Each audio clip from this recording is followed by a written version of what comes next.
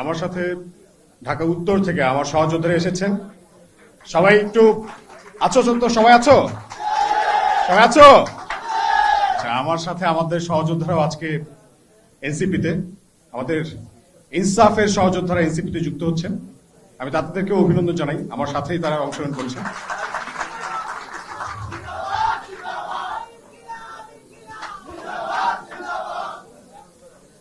ধন্যবাদ। আজকে বাংলাদেশের বর্তমান যে সময়টা আমরা আছি, দেশের এমন সময় আমি যুক্ত হয়েছি নাগরিক পার্টিতে যে দেশের এখন ঠিক আবার ক্রান্তিকালের মধ্যে প্রবেশ করেছে, যেখানে আমাদের নির্বাচনের পরে একটা ডেমোক্রেটিক ওয়ার্ডারের মধ্যে বাংলাদেশে প্রবেশ করার কথা, সেখানে আমরা দেখছি যে বাংলাদেশের বর্তমান যে সরকার মাত্র 2.5 মাস হলো গঠন হয়েছে, তার মধ্যেই তারা উল্টো পথে হাঁটা শুরু করেছে, ঠিক যেমন শেখ হাসিনা হেঁটে গেছে। এই যে দেশের এখন একটা পরিস্থিতি, আপনারা প্রত্যেকে জানেন যে দেশের জ্বালানি সংকট কি প্রখর অবস্থা ধারণ করেছে। আমাদের রাস্তা দিয়ে আপনারা হাঁটা শুরু করবেন, দেখবেন প্রত্যেকটা রাস্তার পাশে পাশে বাইকাররা দাঁড়িয়ে আছে, গাড়ি নিয়ে দাঁড়িয়ে আছে, লোকজন তেলের জন্য হাহাকার করতেছে, 2 থেকে 3 কিলোমিটার ধরে লাইন। কিন্তু বাংলাদেশের বর্তমানে মন্ত্রী পরিষদের সরকার দলীয় যে সকল মন্ত্রীদের আমরা দেখছি, তারা যেভাবে মিথ্যাচার করবে বলছে যে সবকিছু একদম ঠিক আছে, শস্য শ্যামলা সুজলা সুফলা বাংলাদেশ, বাতাবি লেবুর বাম্পার ফলনের মতো আবারও আমরা একই রকম কাহিনী দেখতে পাচ্ছি। তো এই যে একটা পরিস্থিতি, আমার মনে হয় এত সুন্দর করে গুছিয়ে ট্যালেন্টেড মিথ্যা কথা শেখ হাসিনা হয়তো বলতে পারতো কিনা আমি জানি না, তবে তারা যে পারছে, এটা আমাদের তাদেরকে অভিনন্দন জানাবো নাকি আমরা আসলে নিজেরা লজ্জিত হবো আমরা বুঝে উঠতে পারছি না। যে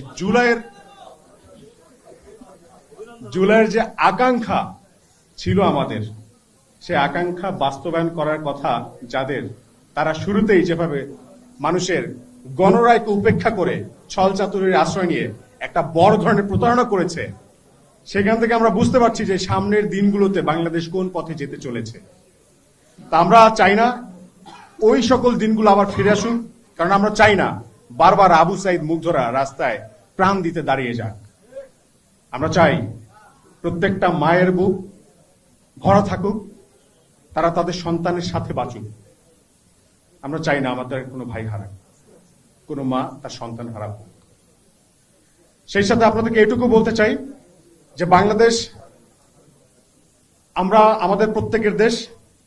আমরা মনে করি, আমি মানে বাংলাদেশ, আমরা যদি সবাই সবাইকে নিজেকে দক্ষ করে তৈরি করি এবং আমরা যদি সবাই সচেতন হই, একসময় সারা বাংলাদেশ একটা সুন্দর রাষ্ট্রে পরিণত হবে। আমরা সেই সুন্দর রাষ্ট্র বিনিময়ের জন্য আমরা সবাই একজোট হওয়া শুরু করেছি। আমরা মনে করছি এই তারুণ্যের শক্তি, জুলাইয়ের শক্তি, আমরা এক এক করে সবাই যখন এক প্ল্যাটফর্মে এসে দাঁড়াবো, তখন যদি কেউ ফ্যাসিবাদ আবার কায়েম করতে চায়, আমরা তাদের লেজ ধরে আবার টের পিছনে নিয়ে আসবো, যেভাবে শেখ হাসিনা। আপনাদের সবাইকে আমরা অভিনন্দন জানাচ্ছি। আপনারা সবাই এখানে এসেছেন, সবাই যে আকাঙ্ক্ষা নিয়ে এসেছেন, সে আকাঙ্ক্ষা বাস্তবায়নের জন্য আল্লাহ আমাদের সবাইকে কবুল করুক। আমরা বিশ্বাস করি আজাদির লড়াই থেমে যায়নি, আমরা দুঃশাসন থেকে বাংলাদেশের মানুষকে মুক্ত করে ছাড়বো ইনশাআল্লাহ। এবং ইনসাফের পথে আমরা যেহেতু নেমে গেছি, ইনসাফ প্রতিষ্ঠা এই লড়াইয়ে আমরা জিতবো ইনশাআল্লাহ। ইনকিলাব ইনকিলাব ইনকিলাব ইনকিলাব ইনকিলাব ইনকিলাব। আসসালামু আলাইকুম।